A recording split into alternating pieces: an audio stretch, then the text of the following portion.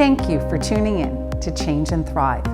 I'm Dr. Wendy Heckelman, founder and CEO of WLH Consulting and Learning Solutions.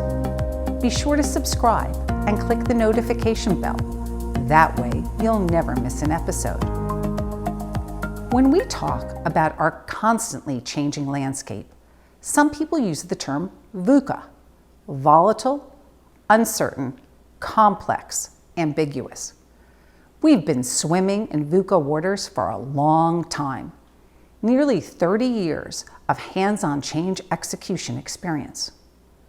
During that time, I've seen change rip organizations and teams apart, but perhaps more notably, I've seen change ignite something in people. They rise to the occasion and thrive.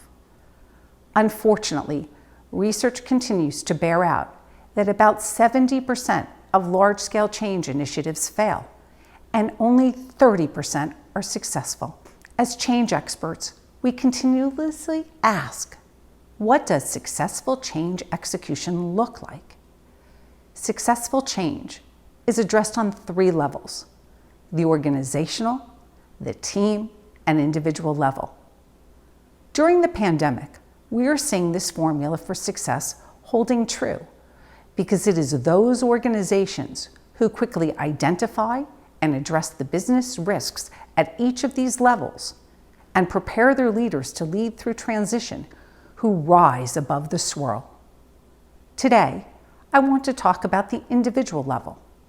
At the individual level, we are focusing on addressing performance while simultaneously adapting to and embracing change.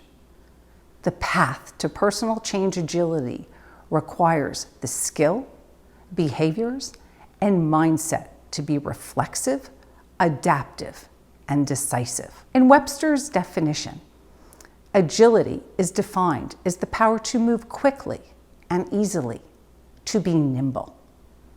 As change-agile individuals navigate their internal and external environment, they call on 3 capabilities to help them navigate: balance, speed, and flexibility. So how do individuals find balance? They pay attention to what's happening within their organization and across their stakeholders.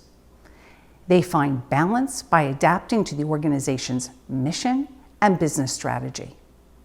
This alignment facilitates rapid decision-making and brings clarity to chaos to ensure they focus with intensity on the critical few that will drive business success within the context of their role. As individual contributors, you don't have much control over what's happening in the external environment. You have to be so comfortable in your shoes, role, and organization that you're able to anticipate change and recalibrate quickly, despite what's going on around you. Staying on course and shifting with the company's strategies to avoid or address disruptions allows you to do that. So what about speed? When I apply this to business, there are some key lessons. Business leaders always struggle with when and how fast to make decisions.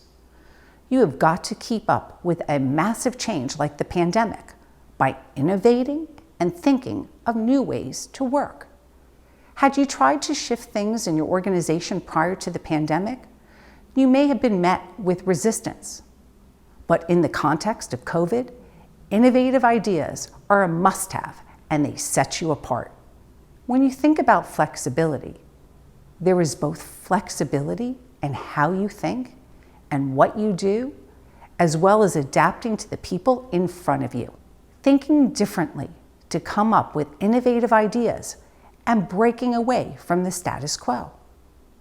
For example, many sales organizations have found themselves moving to virtual sales calls, while decision makers at the top may have activated their speed to come up with a strategy and plan. You, as an individual, had to be flexible and start to work differently. We mentioned adapting to the people in front of you. How much do you understand about the impact of the pandemic on your customers' priorities and their workplace practices. How will you flex to meet them where they are? There is also flexibility in accepting others and welcoming diversity of thought. When working through a challenge or situation, do you reach out to other functional groups to get differing opinions, or leverage diversity of experience and resources to overcome barriers to boldness or innovate strategies to meet unmet customer needs? Here are some tips for increasing your personal change agility. I recommend starting with one of the three capabilities, either balance, speed, or flexibility that you struggle with the most. Focus your efforts on identifying strategies to adapt and grow that skill. The very first step is awareness. For example, think about a trigger or stressor that may create unproductive behaviors. When XYZ happens, I get flustered and shut down. Next, connect with what you're thinking and feeling about that trigger with the need for stronger balance, speed, or flexibility. In this case, we use balance to reconnect with the organization's desired results and swap out the behavior for a new one. When XYZ happens and I'm close to losing my balance, I prioritize my efforts to focus on the critical few that will achieve the desired results. Or I'll push back, challenging how this will achieve the desired results. We know that change agility has been a top capability for organizations for some time. The need is even greater and will become more amplified over time. The reality is, change agile individuals have a unique market advantage that sets them up for success. You too can develop this skill with dedicated effort and practice. To help develop these critical skills of change agility, we've created a blended e-learning program and tools to activate the three capabilities: balance, speed, and flexibility. Visit changeandthrive.org to learn more.